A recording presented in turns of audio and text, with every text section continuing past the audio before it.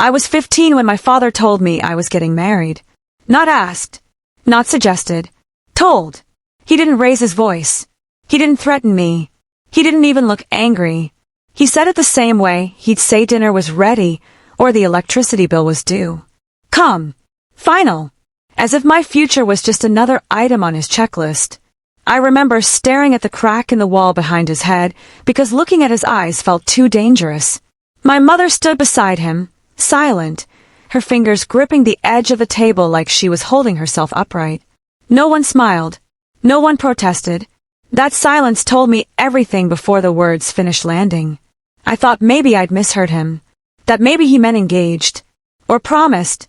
Or talked about. But then he said the date, and the room seemed to shrink around me in a way I still can't explain.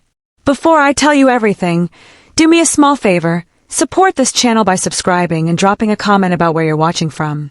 It helps these stories reach the people who need them most. 3 days. That was how much time I had before my life stopped being mine, and even then, I didn't know yet why everyone looked so afraid. Not until I asked the wrong question. Who is he? The way the room reacted told me I shouldn't have spoken. My aunt cleared her throat too loudly. My cousin suddenly became very interested in her phone. My mother reached out and squeezed my arm, hard, nails digging in, a silent warning that burned more than words. My father exhaled slowly, like I was already exhausting him. He's a respected man, he said. Successful. Stable. That wasn't an answer. And we all knew it. I waited, heart pounding, for him to continue, but it was my aunt who finally filled the gap, her voice low, rushed, as if she wanted the words gone as soon as possible. He's been married before. Something in my stomach dropped. Not because of the sentence itself, but because of how she said it. Like she was hoping I wouldn't ask the next question. Like she was daring me to stay quiet. How many times? I asked. No one answered right away. The clock on the wall ticked loudly, each second stretching longer than it should have. My father's jaw tightened, and that was when I knew the truth wasn't going to be simple. Twice, he said finally. My mouth felt dry. And his wives. This time, my mother spoke, too quickly, her voice rehearsed. They passed. That was the moment fear stopped being abstract. Because people don't say passed, unless they're trying to soften something sharp. And they don't rush, unless they're afraid of what comes next. How? I asked, even though my chest already felt tight. My aunt waved her hand dismissively. Illness. It happens. But the way her eyes darted away told me it didn't just happen. Not like that. Not twice. Not to women who hadn't even reached their mid-20s. I didn't know their names yet, but I could already feel them hovering in the room with us, invisible but heavy, like ghosts no one wanted to acknowledge. I opened my mouth to say something else, but my father cut me off. That's enough. His voice wasn't loud. It didn't need to be. It carried something colder than anger. Authority. And when I didn't immediately respond, when I just sat there trying to breathe through the panic rising in my throat, he leaned forward slightly and said the sentence that changed everything. If you refuse, he said calmly, people will start to think there's something wrong with you. The room went very still. I didn't fully understand what he meant at first, not consciously, but my body understood. My hands started shaking. My stomach twisted, because I knew that sentence wasn't about reputation. It was about control. He wasn't threatening to hurt me. He was threatening to rewrite who I was. I imagined teachers whispering, relatives shaking their heads, doors quietly closing. I imagined being labeled unstable, difficult, ungrateful. I imagined no one listening to me ever again, because once that story took hold, it wouldn't matter what I said. I didn't cry. I didn't yell. I didn't run. I nodded, and that was my first decision. Because while everyone in that room thought my silence meant obedience, it actually meant something else entirely. It meant I was buying time. It meant I was watching. It meant I was listening. And what they didn't know, what they couldn't know, was that I already had an advantage they'd underestimated for years. I worked part-time through a school program with a local legal outreach office. I wasn't a lawyer. I wasn't powerful. But I knew how systems worked, and more importantly, I knew how they failed. I knew that the right words, said to the right people, at the right time, could stop things cold. I also knew that panic makes people sloppy. So I became the perfect daughter. I agreed with everything. I thanked my father for protecting me. I let my mother measure me for dresses. I smiled when relatives congratulated me, even when their voices sounded forced, even when their eyes wouldn't meet mine. And all the while I listened. People talk when they think you've surrendered. They explain things they'd never explain otherwise. They assume you're too young, too scared, too ignorant to understand the implications of what they're saying. That was their mistake.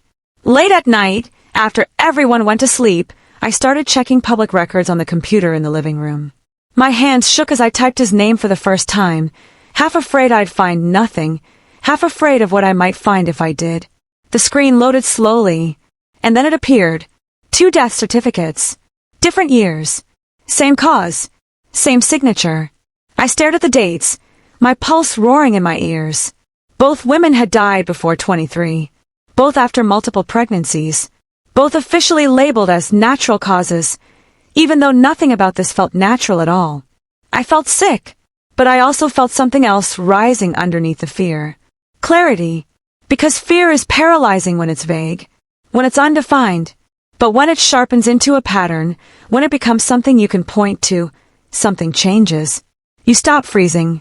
You start planning. I copied everything. Dates. Names. Filing numbers. I wrote them down twice, then hid the paper inside a textbook I knew no one would touch. And when I finally lay down that night, staring at the ceiling, my heart racing too fast for sleep, I made my second decision. I wasn't going to disappear quietly. I was going to expose everything. But I also knew something else, something far more dangerous. Evidence alone wouldn't save me if I played this wrong. Because the wedding wasn't the real threat anymore. The real threat was what my father was preparing to say about me once I made my move. And I had no idea yet how fast he was willing to say it. I didn't sleep that night. Every time I closed my eyes, I saw dates instead of faces, numbers instead of names. 21, 22, 23. Too young. All of them too young. And every time I tried to push the thought away, another one crept in right behind it, quieter but more dangerous. If I exposed him, what would my father do to me? Because I knew him. I knew how quickly his voice could soften when he wanted sympathy. I knew how convincing he could sound when he talked about family, sacrifice, and love. And I knew, deep down, that he wouldn't hesitate to destroy my credibility if it meant saving his reputation. That realization changed how I moved the next day. I stopped thinking like a scared girl and started thinking like someone preparing a case. Because fear without strategy is just noise, but fear with structure becomes something else entirely. It becomes leverage. The next morning, my mother woke me early to talk about wedding preparations. Fabric choices, jewelry, guest lists. Her voice trembled just enough to tell me she wasn't comfortable, but not enough to stop her hands from working. She avoided my eyes while she spoke, which somehow hurt more than if she'd been cruel. I nodded, smiled, let her talk, but inside I was counting time. 3 days had become 2. Relatives started coming by the house more frequently. Too frequently. Every visit came with advice, disguised as affection. How to behave, how to speak, how to keep my future husband satisfied. No one mentioned love. No one mentioned happiness. They talked like I was being transferred from one household to another, an item changing shelves. Each conversation ended the same way. With your father's blessing, they'd say. That phrase echoed in my head long after they left, because I was starting to understand something they weren't ready to admit. This wasn't just about marriage. This was about obedience. About proving that his authority still worked. And I was about to challenge it. That afternoon, while my father was out, I made my first call. I didn't explain everything. I didn't dump the story all at once. I used the exact language I'd been taught never to use unless it was true. Language that couldn't be ignored once spoken. I'm a minor, I said quietly, and I'm being forced into a marriage. There was a pause on the line. Not a long one, but enough to tell me I'd crossed an invisible threshold. The woman on the other end asked careful questions. Neutral questions. Questions designed to sound harmless. I answered calmly. Every answer felt like stepping onto thin ice, but I didn't rush. I knew rushing would make me sound emotional. And emotional girls are easy to dismiss. She told me someone would follow up. She didn't tell me when. That was the worst part. The house felt different after that call. Too quiet. Too watchful. I had a strange sensation that walls were listening, that every creak of the floorboards carried meaning.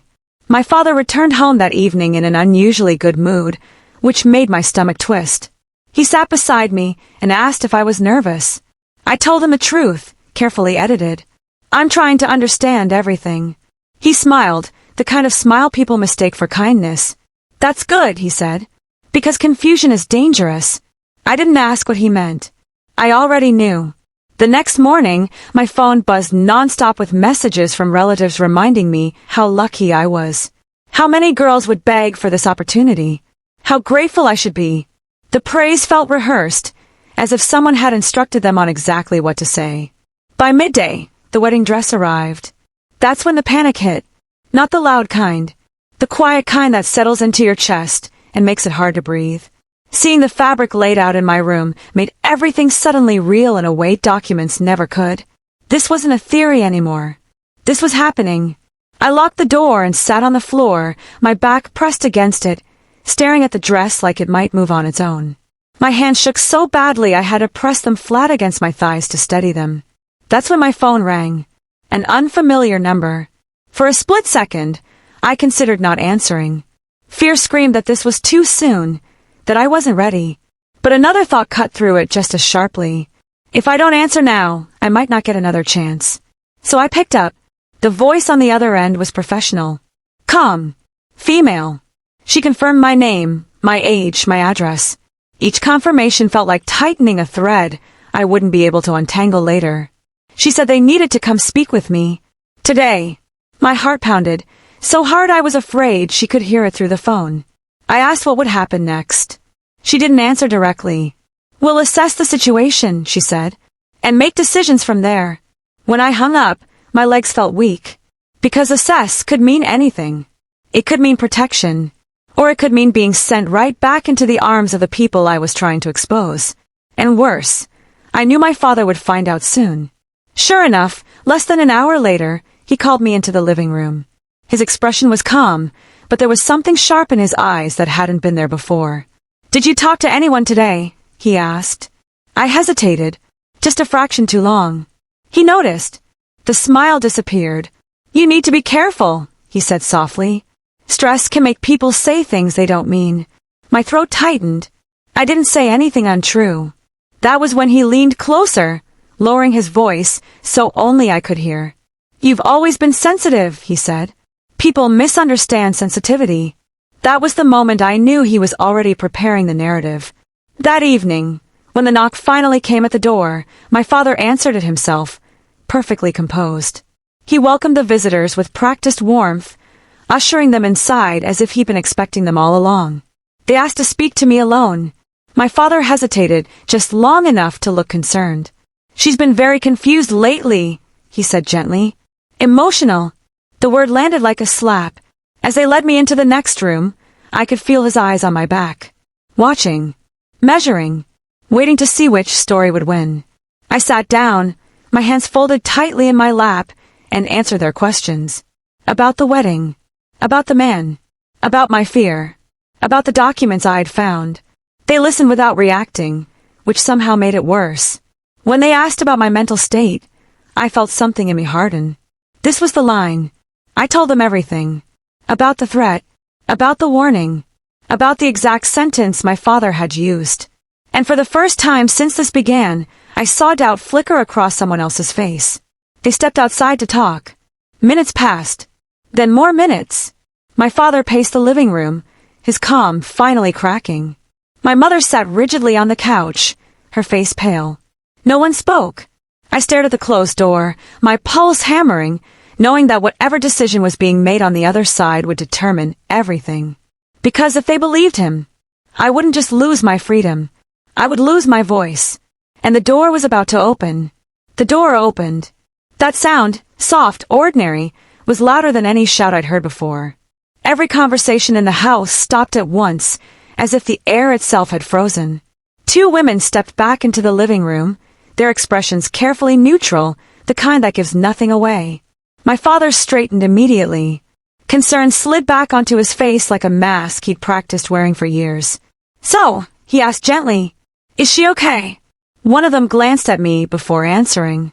Just a glance, but in it, I saw something shift. Not certainty, not victory, just doubt. And in that moment, I understood how fragile power really was when people started asking the right questions. "We need to pause the wedding," she said. The room reacted before the words finished landing. My aunt inhaled sharply. My mother's hands flew to her mouth. My father didn't move at all. "Pause," he repeated, like he hadn't heard correctly. "We have concerns," the woman continued. "There are inconsistencies. We need time. Time." That single word hit my father harder than any accusation could have. His jaw tightened, and for the first time since this began, his voice lost its smoothness. "This is a family matter," he said. "You're overreacting." The second woman spoke then, her tone firmer. "She's a minor." Silence felt like a dropped object, heavy and undeniable. No one argued after that. Not out loud, at least. But I could feel it simmering under the surface, anger curdling into something colder. The wedding was officially postponed before nightfall. Not cancelled, just delayed. And I knew exactly what that meant. They didn't leave me alone after that. Not for a second.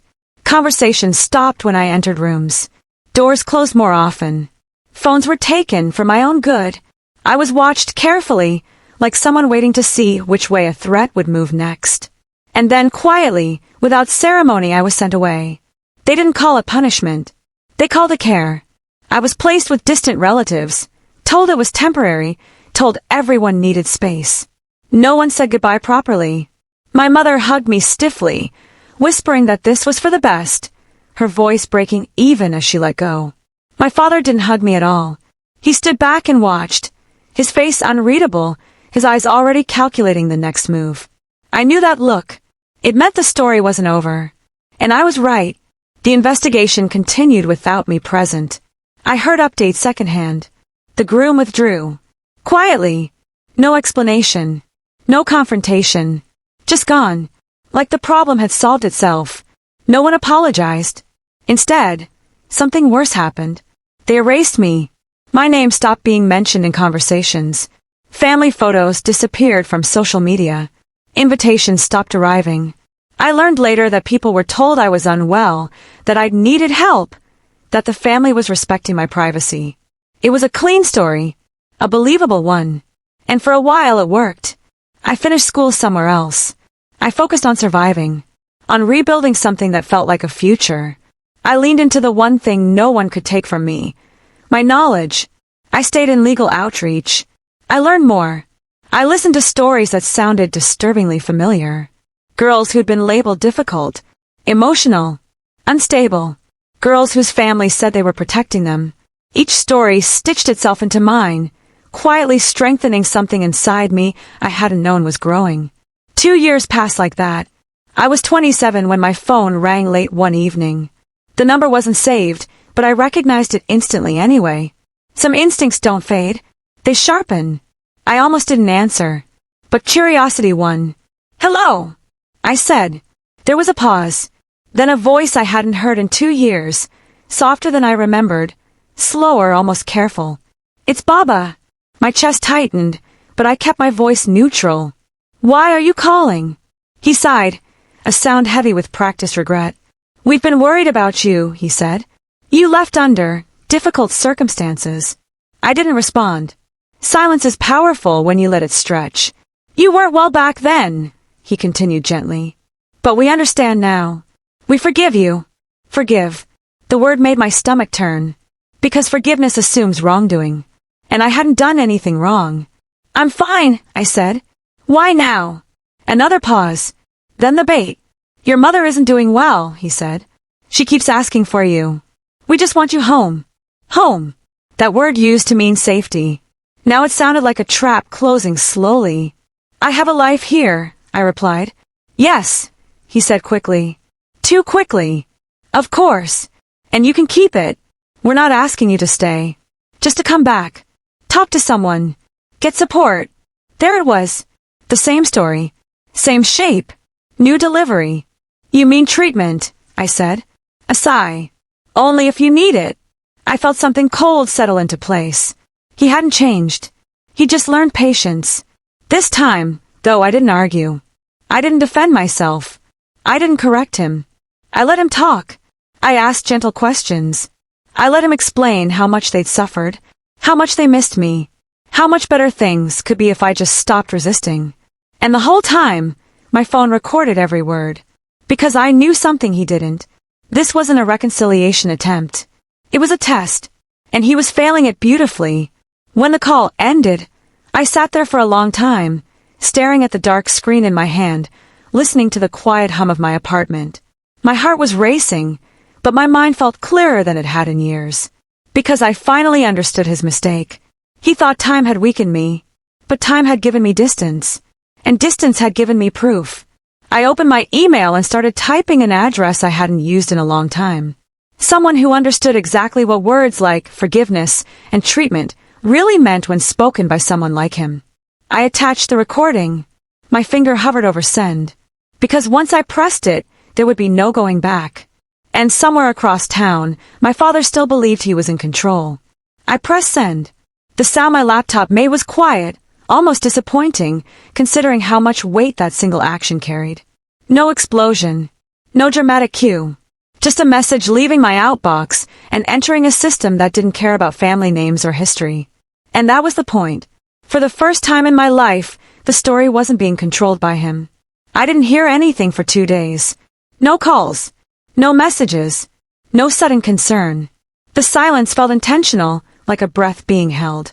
I kept going to work, kept helping other women file reports, request protection, learn the language that had once saved me.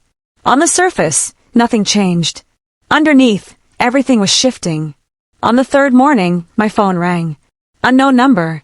I let it ring once. Twice. Then I answered. "This is Patricia," the woman said. Her voice was sharp, efficient. "I'm an attorney. We received your recording." I sat down slowly. She didn't waste time.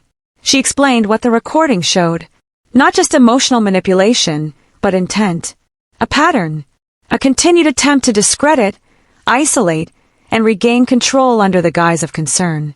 "It's not illegal to be a bad parent," she said carefully. "But this crosses into harassment and coercion." I closed my eyes. "What happens next?" I asked. "That depends," she replied. "Do you want contact to stop?" "Yes," I said without hesitation. Then we moved fast. The letter went out that afternoon. Not to my father alone. To every channel he might try to use. Clear language. Firm boundaries. Legal consequences spelled out without emotion. A cease and desist that made one thing very clear. The story he'd been telling was no longer just his. I didn't send it myself. That mattered more than I expected. Because when he called that night, his voice was different. Not calm. Not gentle. Panicked. "You did this," he said as soon as I answered. "You involved outsiders." I leaned back in my chair, letting him talk. "They don't understand our family," he continued, words tumbling over each other now. "They don't understand our values." "I think they understand control," I said quietly. Silence. Then anger surged through the line. "You're destroying everything." "No," I replied. "I stopped you from doing that." His breathing was uneven now. The mask had fully slipped. "You think this makes you powerful," he snapped. "You'll regret this." I didn't raise my voice. I didn't defend myself. "I'm recording this," I said. The line went dead. That was the last time we spoke. The order came through a week later. Formal. Final. No contact. Any attempt to reach me would carry consequences. Not symbolic ones. Real ones. I expected to feel triumph. What I felt instead was relief. The kind that settles slowly, like your body finally realizing it's safe enough to exhale. The fallout came quietly. My family didn't announce anything. They didn't apologize. They didn't reach out. They simply adjusted, rewriting their version of events to exclude me entirely. And for the first time, I didn't care. Because something else was happening at the same time. Girls started finding me. Not directly. Carefully. Through referrals. Through whispers. Through teachers and counselors who had heard just enough to know where to send them. Each story carried echoes of mine, different details, same shape. Fathers who knew best. Families who framed obedience as love. Threats wrapped in concern. And every time a girl asked me, "What did you do?" I gave her the truth. "I learned the system," I said. "And then I used it." Some of them cried. Some of them shook. Some of them smiled for the first time in weeks. Not all of them escaped, but some did, and that mattered. Months later, while cleaning out an old email folder, I found a draft message I'd never sent during those first 3 days. A message addressed to no one in particular. Just a sentence I typed when everything still felt impossible. "If I don't stop this, I disappear." I stared at it for a long time before deleting it. Because I hadn't disappeared. I was still here. Still speaking. Still helping. Still choosing my own life. And somewhere, I knew my father understood something now that he never had before. Control only works when silence does. And mine was gone. Before I end this, I want to ask you something. Where are you listening from right now? And if you were in my place, what would you have done differently? Because someone out there is listening who needs to hear that they're not crazy. They're not broken. And they're not alone. If this story meant something to you, like it, share it, stay for the next one. The next story starts with a girl who said yes to the marriage. On purpose. And what she did next shocked everyone.